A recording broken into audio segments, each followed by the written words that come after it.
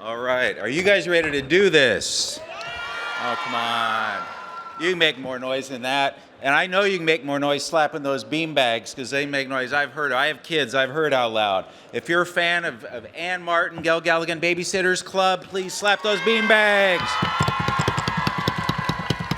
That's the way to do it. Now, do we have anyone here with ties to New York State? Anyone? Welcome. Well, welcome to our fair land. At times it may seem a little different. There are political buildings everywhere. You'll adjust. My name is Michael Cabinet, Washington Post, a cartoonist, cover comics, cover graphic novels. I love to champion graphic novels. Graphic novels are books. They are literature. You guys should know that. Tell your teachers, tell your librarians. And so with up here, all the way from New York State, we have two rock stars. Moderating them will be my colleague from the Washington Post and food writer and video specialist extraordinary, Mary Beth Albright. Next to her, you know her as the best-selling author of what? I don't know, hundreds of millions of books? Babysitters Club, the Main Street series, A Dog's Life. Belle Teal, here today, and the Newbery winner, A Corner of the Universe. You know, we're lucky enough just this month to find out the Babysitters Club is getting a reboot on Netflix. We're also getting the audiobook with Elle Fanning. It's just, you know, it's all update. This is going to be Babysitters Club for the Instagram era. And next to her is her partner in Babysitters Club now, illustrating it, Gale Galligan. All right. Babysitters Club number 5, Dawn and the Impossible 3. Babysitters Club number 6, Christie's Big Day. Coming up, Babysitters Club number 7, Boy Crazy Stacey. This fall. Both of them, I think they all both knit, and they both make, I think one of them makes children's clothes, one knits, and they have lots of animals. But most important, they are here to entertain you and tell you what's coming up, and there'll be questions at the end. Please welcome these rock stars, Gale and Ann.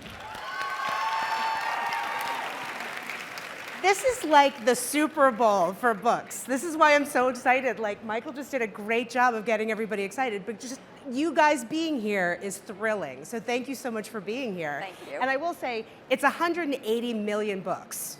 Okay. That's, I mean, give or take, you know, 1 million or 5 million, but Michael was saying, like, it's a lot of books and a lot of great fans out here. So everybody's thrilled that you're here. Thank you. What do you think it is about these books and about these girls that after decades, the themes are still resonating, right? Like, things are so different for everybody out here than it was when I was a kid, but everybody still loves these books. They still are wonderful. So what do you think it is?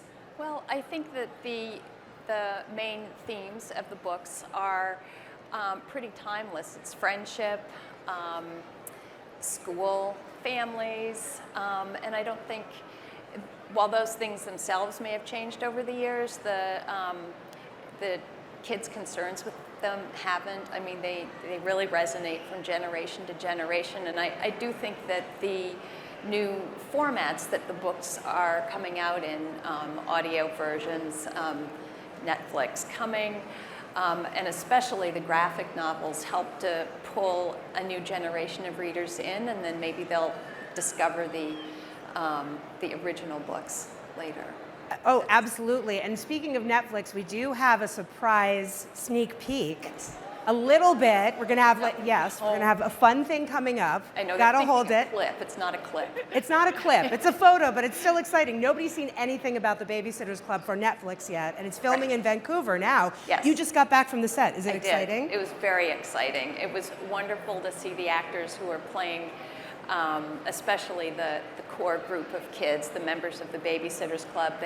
None of them knew each other ahead of time, and they've already become very close friends, which is sort of like the Babysitters Club, and they work well together. They have wonderful chemistry. So I think, and we got to see the sets, which have been decorated right down to every detail for the characters' bedrooms and that sort of thing. And it was really fun and very exciting. Does it look like what you thought it would look like, or like what it looks like in your imagination when you sit down and write? It actually does. We spent most of the time in Mary Ann's bedroom, and we saw Claudia's bedroom too, and they're just these incredible details. They've paid so much attention to fashion, to what they might have on their walls or in their closets and their drawers. I mean, it was just wonderful. So these girls, we've known them for a long time, and the great things about them are they're entrepreneurs, they're ambitious, they try to do things in their ambition that make life better for other people, which I think is great things about it. There might be some people out here who are thinking about getting babysitters clubs started, or there might be some people who are interested in writing, and your dad was a cartoonist, and that takes a lot of ambition and a lot of persistence. So do you have any thoughts for anybody out here who might be interested in that? Well, I mean, it may sound trite, but first of all, if you are interested in starting your own business or anything that you're interested in, make sure it's something you're actually passionate about, because if you're not passionate about it, it's not going to work. You have to love what you're doing, and then it becomes more fun. But this was something that I learned when I was working on the series, but also something that I had seen in my childhood from my dad. You have to have a lot of dedication, a lot of discipline. My dad, yes, he was a cartoonist for the New Yorker and other magazines, and so he was self-employed, and he could have worked however he wanted to, but every morning when I was growing up, he got up, or he left the house at about 8 o'clock, went to his studio downtown, and didn't come home until 6, and he was working all that time, and he worked 6 days a week. And then, just as an extra illustration of his dedication, I was 10 when he sold his first cartoon to the New Yorker, and he had been contributing, I believe it was 20 cartoons a week to the New Yorker for either 5 years or 10 years before they bought one. And then his career finally took off, and if he hadn't had that dedication and that discipline, I don't think he would have been as successful. And belief in a dream. And believe in a right? dream, Like you believe in absolutely. yourself, you believe in your dream. And he was doing something he absolutely loved. He'd been drawing since he was a very little boy, so.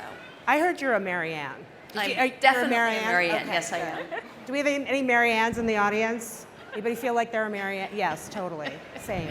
And now we have Gale Galligan here, Oh, yes. who is helping to adapt these books for maybe the same audience, maybe a different audience, but it's great. So Gale, you have a little presentation about your creative process going from text to pictures. I do, yeah, and I would love to share it with you. All right, do I hit a button? Let's find out. Oh gosh, hey, it worked. All right, so I've adapted 3 Babysitters Club books now, Donnie the Impossible 3, Christy's Big Day, and Boy Crazy Stacey, coming out September 3rd, and I'm working on my 4th right now. So I thought it'd be really fun to take a little break and talk to you about how I adapt Anne's amazing books into a visual format.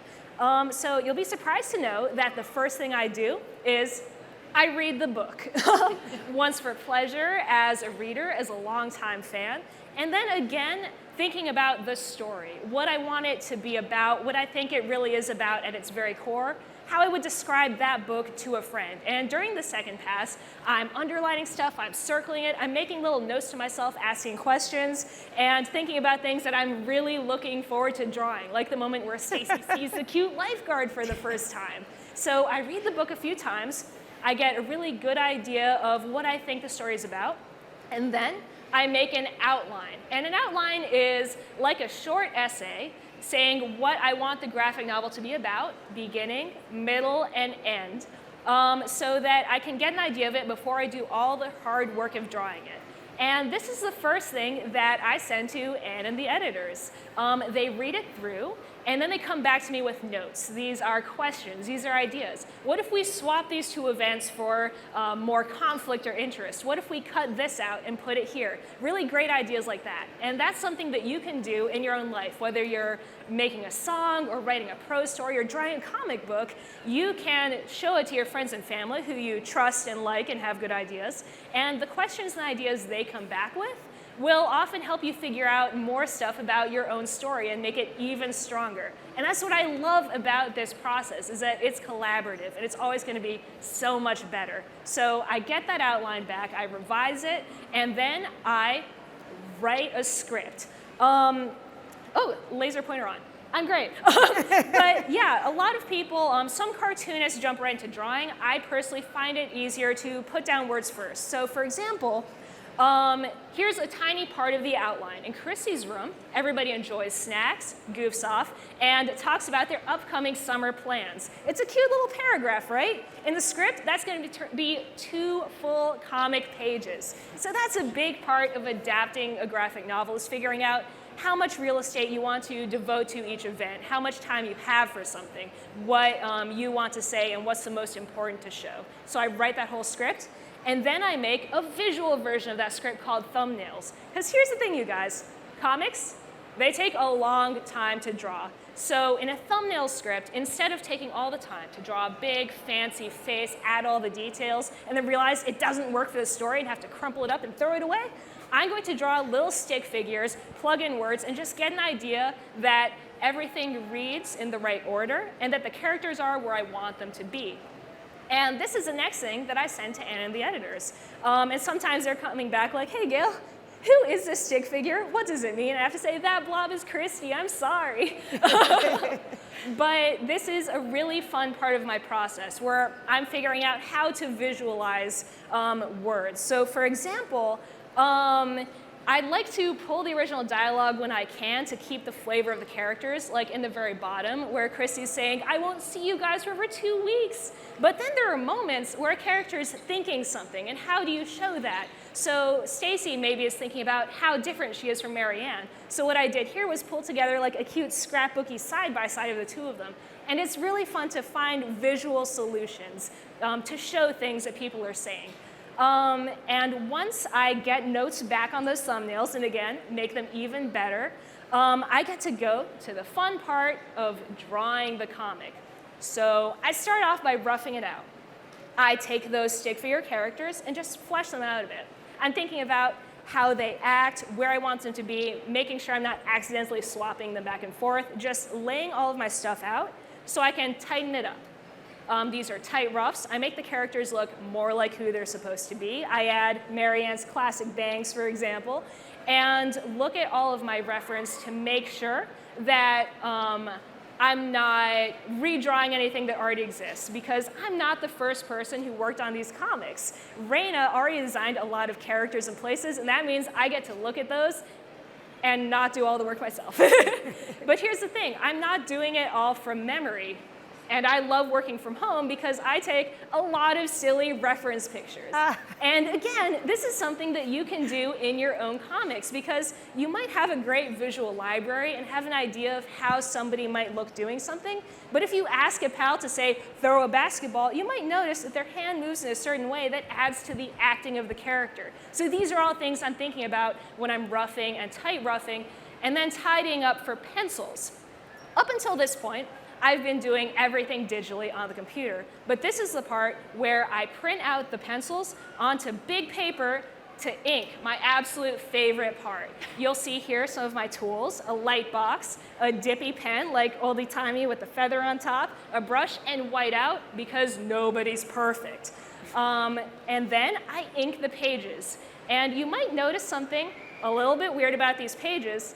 There are no words. That's because when I finish inking the drawings, I scan them back into the computer and add my letters digitally on top, so that if we end up deciding to change a word or move a balloon or even maybe translate them into a different language, I don't have to redraw anything. We can just change those on top. And this is the part actually where I'm done, because the Babysitters Club has an amazing colorist whose job it is to think about how you can show the time of day with color or a certain mood, or really spice up the feeling of the comic. So I send those inks off, he sends them back, and I get to say, oh, those look so much more beautiful now, thank you, thank you, thank you. And you do that again about 160 times over and over and over again, and you have an entire graphic novel. Whoa. That is amazing. And one of the great things, I got to have lunch with Ann Martin. And I know, right? I heard the, oh my gosh, I know it. She's creeped out by me completely. But she told me that sometimes she'll look at one of your drawings, Gale, and it's like 10 pages of the book in one drawing of the way people's faces look, and that to me is why graphic novels, as Michael said, are real. They're books, they're literature, because you're processing so much through them, and I just think that's great. Thank you so much for sharing that with us. Now, Ann Martin is going to read to us for a few minutes from the original Babysitters Club. I know. So the room is pretty noisy, so if you want to... Okay. Yeah. All right. This scene takes place a little ways into Christie's great idea when the girls are about to have their very first actual meeting of the Babysitters Club. 2 days later, the members of the Babysitters Club gathered eagerly in Claudia's bedroom. Even though the flyers said for clients to call us between 5:30 and 6, we all managed to show up early. I was the first person there. I knocked on Claudia's bedroom door, which now had an official-looking sign on it reading, "The Babysitters Club, hours, Monday, Wednesday, Friday, 5:30 to 6. "Come in," called Claudia. It was only 4:30 when I entered her room, but I found her sitting cross-legged on the bed with the phone in her lap, one hand clutching the receiver. "The phone's not going to run away, you know," I greeted her. Claudia grinned. "I know, I'm just so excited." Actually, I was too. "So am I squealed suddenly. I dashed across the room and jumped on her bed. "I've been waiting all week for today to come. What do you think will happen?" "Oh, this has just got to work. I know we'll have some customers. We'll have customers, won't we?" I grabbed the phone from Claudia and held it in my lap. A knock came at the door. It couldn't be a customer, could it? Claudia and I glanced at each other. "It's probably Mary Ann," I said. "Oh, right," Claudia answered. "Come in." "Hello, everybody," called Stacey. Mary Ann arrived a few minutes later, luckily without running into Janine, Claudia's sister. It was 5:05. The four of us sat on Claudia's bed. Nobody said a word. At 5:10, Claudia got up, took a shoebox labeled sneakers out of her closet, opened it, and handed around some jawbreakers. At 5:25, I began staring at my watch, following the minute hand around and around. 5:27, 5:28, 5:29. At exactly 5:30, the phone rang. I screamed. "Oh no, I don't believe it," cried Mary Ann. Claudia spit out her jawbreaker. I'll answer it, she shrieked. She jerked up the receiver and said politely, "Good afternoon, the Babysitters Club." Then she made a face and handed me the phone. "Christy, it's your mother." I spit out my jawbreaker too. "Mom," I exclaimed as soon as I got on the phone, "these are our business hours. You're not supposed to..." "What? You do? Oh." I calmed down. "Please hold for a moment." I put my hand over the receiver. "Mom needs a sitter for my little brother," I cried. Everyone suppressed shrieks. "I've got our appointment book right here," said Claudia. "Now let's see.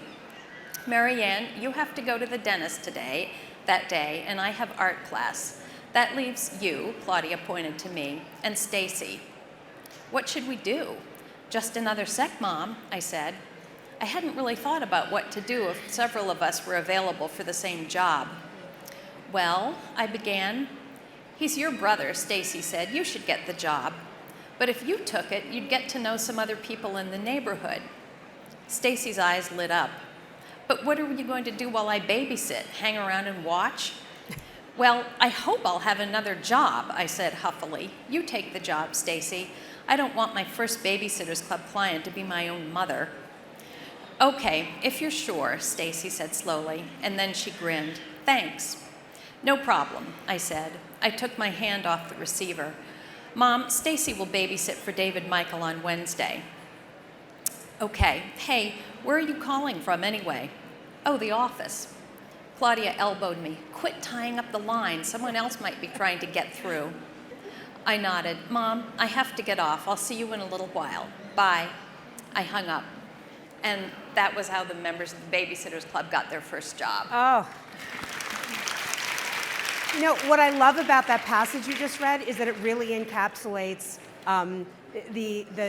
when you're that age and you're ready for more responsibility, but people Right. won't give it to you and they won't trust you, and it's like, I'm ready, I got this covered, you know, and the excitement of that, it's just, oh, I love it. Yeah. So now what we have is a photo of Anne Martin on the set in Vancouver of the Babysitters Club series for Netflix, which is coming out in the spring. Yay. So do we have a photo of that? Woo. There she is on the set, and there's the actual script. Yep. Don't try to read it by enlarging it. I already tried. It doesn't work. It is so exciting that this is going to be happening, and it's bringing it, as I said, to an entirely new audience. Right. Yeah, which is really exciting. Yeah. So, okay, so we have time for questions and answers. Well, definitely time for questions. I'll see if Anne has time for answers. Yes, right here in the black shirt. Oh, thank you, orange shirt, for helping. That was awesome. Thank you. So when is the Netflix series supposed to come out? There's no set date yet, but it'll be sometime probably next summer. It'll definitely be 2020. Great, that Okay. sounds good. Yes. Then you. So first I want to say I'm a really big fan. I think you guys are really awesome. Thank you. And second, how did you and Anne meet?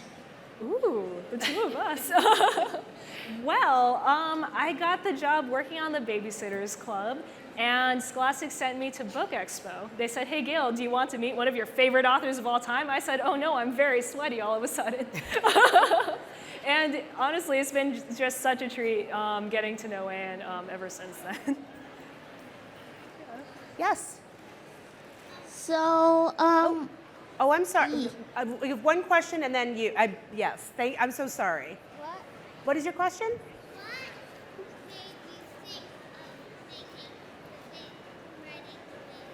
What made you think of writing the Babysitters Club? Actually, the title, just the Babysitters Club, was suggested to me by my editors. So it was really her idea. She wanted a story about a Babysitters Club, but she didn't know exactly what that might be. So it was up to me to figure out what a babysitting club would be, and then I came up with the 4 original characters: Christy, Claudia, Stacey, and Mary Ann. And in the beginning, there were only going to be 4 books in the series, 1 book featuring each girl, but it grew a little bit from there.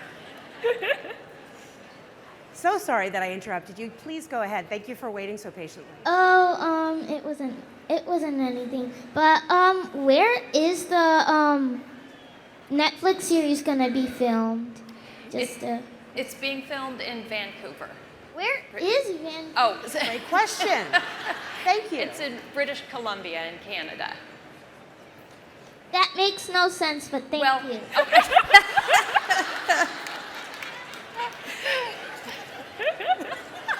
Vancouver is a beautiful city. I'm just saying. It's lovely. How did you come up with the idea to turn the Babysitters Club into a graphic novel series? Actually, that was Raina's idea. That was sort of, Raina's idea, right? wasn't it? Raina, who did the first 4 books, right? I think she had met with one of the art directors at Scholastic, and somehow the idea came up between them. I think this is right. Yeah. And my editor and I hadn't thought about transforming the Babysitters Club into graphic novels, but we thought it was a fabulous idea, and it was. Raina and Gale have both done an incredible job with it. Thank you. You're welcome. And we're going to take 2 questions from over here because I've been neglecting this side. I'm so sorry. What made you want to become a writer? Oh, what made me want to become a writer? I've always liked writing, and I've always enjoyed reading. I grew up in a house that was just full of books. My parents read aloud to my sister and me, and we got books out of the public library and the school library every week. And it just sort of seemed natural that I would become a writer. But I didn't consider it seriously until I was in college. Well, yes, I think we have time for 2 more questions. So, yeah. How long have you been working on the Babysitters Club? Oh, the first Babysitters Club book came out in 1986, and I had started working on it about a year before, so basically since 1985. Thank you. You're welcome. Go ahead. Did you guys work in the old Babysitters Club movie? Oh, the Babysitters Club movie came out in 1995, I think, and I had a little bit to do with it. I got to read the script and go out to see a few days of filming, which was a lot of fun. So yeah, I had a little bit to do with it. It was great. I watched it when I was a little kid and liked it very much. Yes, over here. When is Boy Crazy Stacey coming out? September 3rd. That's very soon. That's I'm Tuesday. excited. Wow, right? Yes. Time flies. Okay, we have time for one more question. I've assigned this as wrap it up. That's why I got to do one more question. Have you started working on book 8 yet? Yes, it's Logan Likes Marianne, and I'm having a great time working on it. Well, for everybody who's in line, the many people who are in line who didn't get their questions answered, good news, there's a book signing. Yeah, so, I'm so sorry. I know, it's crazy that they're here and so wonderful. So 4:30 is the book signing, which is the areas right over here, and you can get your book signed and I'm sure ask a question. Yes. These are two wonderful, nice ladies, which is what I think the mass exodus is right now, getting in line for the book signing. So thank you so much.